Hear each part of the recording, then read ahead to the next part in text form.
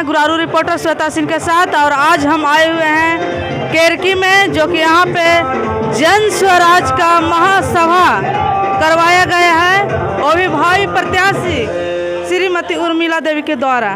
चलिए हम जनता से बात करते हैं कि जनता ने अभी जो वर्तमान में मुख्यमंत्री हैं वो क्या हमारी शिक्षा के बारे में नहीं सोचे थे? क्या सोचे हैं शिक्षा के बारे में? ऐसी बात नहीं है कि शिक्षा के बारे में नहीं सोचे हैं, लेकिन आज शिक्षा की स्थिति को जर्जर कर दिए हैं। आज हमका कहने का मतलब है कि मुख्यमंत्री हैं नीतीश जी, कितना के रोजगार दिए, कितना के नौकरी दिए, कितना के काम किए।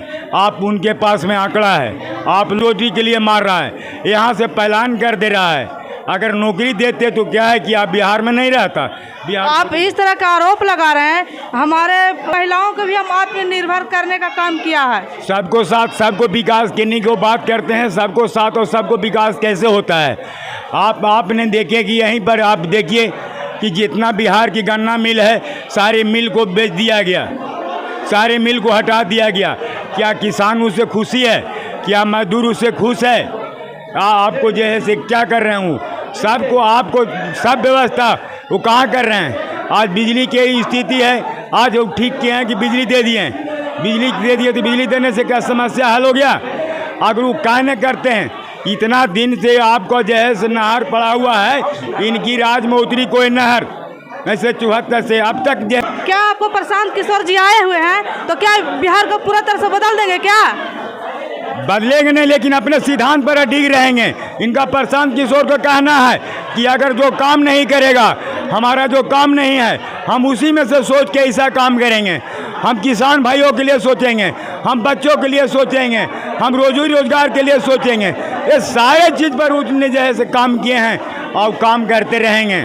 प्रशांत किशोर जी कह रहे हैं कि हम सारा नहीं, बूढ़ा हो गए तो कह रहे हैं कि अभी हम देश के चलाएंगे ना, कहो कहीं चलावेंगे। अब देखिए जनता के ऊपर भी डिपेंड कर रहा है। अब जनता सब समझ रही है कि जनता किसको वोट देना चाहिए। हालांकि हम लोग प्रशांत किशोर जी के पहले ही से जैसे कि यह हैं और साइडर है। तो देखिए ये बाबा, ये तो हम पूछ रहे थे कि गांव के ग्रामीण है, लेकिन बाबा तो निकाल गए प्रशांत किशोर जी का फैन। हाँ, हम लोग हम तैयार हैं। तैयार? हाँ, प्रशांत सिंह किशोर जी के लिए और कुछ हम लोग कार्ल मार्क्स ने कहा था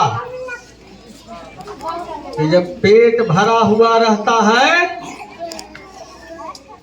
तो राजनीति पैदा होती है, पेट खाली रहता है तो क्रांति पैदा होती है। आज बिहार में नौजवानों का, आप जो है सो नौजवानों के माता पिता पत्नी भाई हो बहन हो, आज तुम्हारा भाई, आज आपका बेटा आपके सामने नहीं है, प्रतिदिन आपको उसका चिंता होता है। भैया, जैसे प्रशांत किशोर जी कौन कौन सा मुद्दा लेकर आए हैं बिहार में?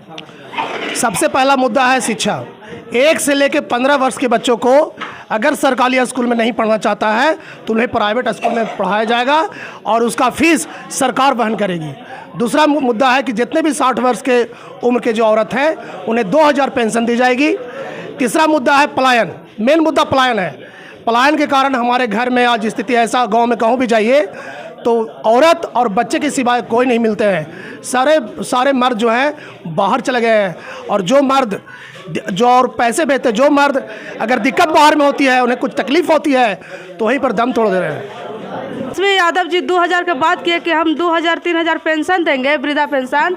तो नीतीश बाबू ने बोला कि तेजस्वी जी क्या अपने बाप के यहाँ से देंगे, तो प्रशांत किशोर जी कहाँ से लाएंगे पैसा? प्रशांत किशोर जी जो कहने का तात्पर्य, जैसे तेजस्वी यादव ने बोला कि मैं माई बहन योजना लागू कर रहा हूँ, जिसमें 2500 रुपया देने का काम करता है, बहुत ज़्यादा है। हमारे फंड में तो पैसा है नहीं, वो कहाँ से लाएंगे? हमारे बिहार में नारियों की संख्या जब 2500 अगर दीजिएगा तो हमारे फंड में 1.5 करोड़ कुछ हिसाब से है व्यवस्था है, तो वो फिर और क्या व्यवस्था करेंगे? अब इनका राजनीति जो है अब नहीं चलने वाली है हमारे बिहार में। अब बिहार जो है फिर से नया चेहरा, नए जोश में, और बिहार का बदलाव कर रहेंगे। धन्यवाद।